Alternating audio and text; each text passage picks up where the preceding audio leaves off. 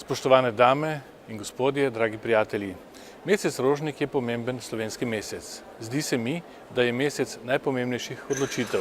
Leta 1988 se je prebudila politična pomlad, ki je prinesla demokracijo in nov družbeni sistem. V mesecu Rožniku smo leta 1991 razglasili samostojno in suvereno državo in se po pol stoletja vrnili nazaj v zahodni civilizacijski krog. Svojo domovino smo obranili, zato velja danes posebna in večna zahvala vsem pripadnikom slovenskih oboroženih sil, ki so na oltar domovine položili svoje življenja. Slovenija vam je trajno hvaležna.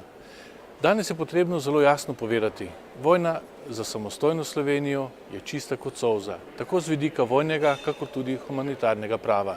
Nihče ne more umazati nekaj tako čistega in svetega. 25. junija praznujemo 25. obletnico naše samostojne države, naše Slovenije. Prehodili smo dolgo pot. V četrt stoletja smo postali polnopravni člani Evropske unije in leta 2008 zgledno predsedovali, prevzeli smo evro in se tako včlanili v najbolj elitno skupino evropskih držav. Včlanili smo se v zvezo NATO, OECD in mnoge druge ugledne mednarodne organizacije. Slovenija se je utrdila v mednarodnem okolju. Vrnili smo se v Evropo, vendar Evrope nismo dovolj prenesli v Slovenijo. V zadnjega četrt stoletja bi morali doseči več. To znamo in zmoremo. Še vedno nismo vzpostavili blaginje za vse. Premalo je spoštovanja temeljnih človekovih pravic in temeljnih svoboščin.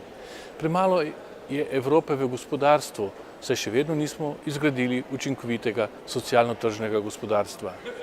Naj bo torej čestitka v letošnjem Rožniku namenjena notranji prenovi in posodobitvi naše Slovenije. Tega dela ne more opraviti nihče namesto nas. To, dragi prijatelji, moramo narediti sami. Ponosno praznovanje Dneva državnosti vam želim.